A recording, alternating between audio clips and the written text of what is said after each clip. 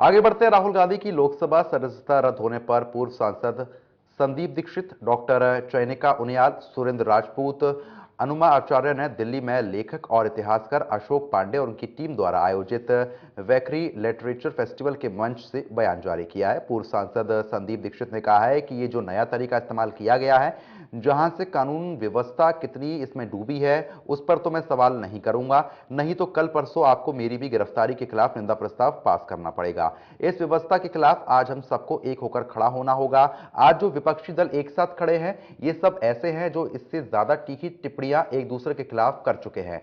शायद जिन लोगों ने सुबह कांग्रेस के समर्थन में ट्वीट किया था, ये वो है जिन्होंने कांग्रेस के बारे में ऐसी बातें कही होंगी जिससे आज हम इतना कमजोर हुए हैं, लेकिन यह उनका अधिकार है। वो हमारी गलत निंदा करते हैं तो उनके खिलाफ लड़ना और उनकी बात को गलत साबित करना लोकतांत्रिक पटल पर हमारा अधिकार है। लेकिन इसके लिए सरकारी संस्थाओं का दुरुपयोग करते हुए, कानून के पेचीदगियों को गलत तरीके से मोड़ते हुए और देश की सूरत और दिशा को बदलने का जो प्रयास है, उसके खिलाफ हम सबको सचेत होना पड़ेगा, नहीं तो आगे दिक्कत होगी।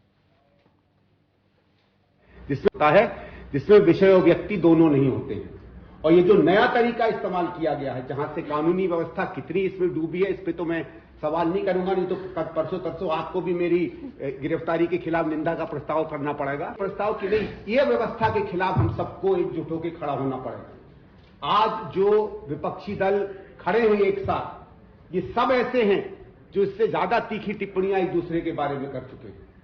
शायद जिन लोगों ने आज सवेरे समर्थन में ट्वीट किया था, ये वो हैं जिन्होंने शायद कांग्रेस के बारे में ऐसी बातें कही होंगी जिससे जितने हम आज कमजोर हुए हैं। लेकिन ये उनका अधिकार है, ये उनका हक है, और अगर वो सही कहते हैं या गलत निंदा हमारी करते हैं तो उसके खिलाफ लड़ना, उनकी बात को गलत साबित करना लोकतांत्रिक पटल में हमारा अधिकार है और हमारा मौका है।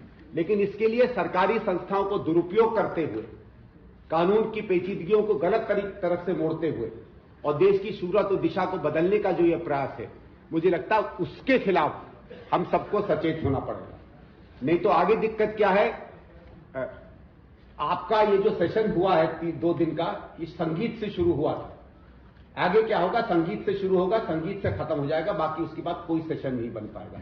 तो इस आशा से कि हम इस बात में सिर्फ समर्थन करें कि इस देश में निंदा करना, आलोचना करना, सवाल पूछना सही तरीके से, संयम से, सही भाषा में वो मान सकते हैं, लेकिन वो एक मानवीय और एक सांस्कृतिक प्रश्न होता है, वो कानून का प्रश्न नहीं होता है।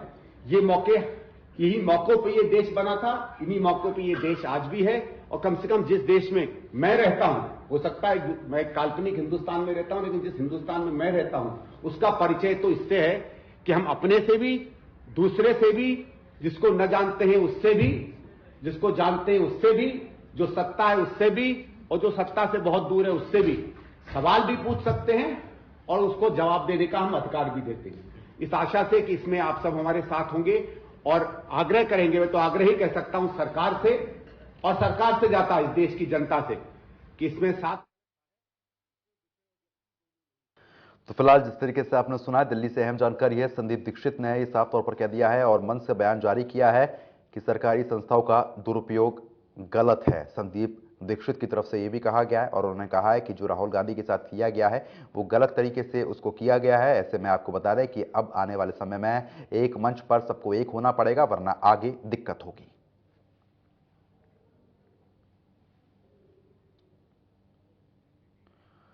तो फिलहाल अभी के लिए सिर्फ इतना ही, लेकिन खबरों का सिलसिला लगातार जारी है। बने रहिए हमारे साथ। नमस्कार।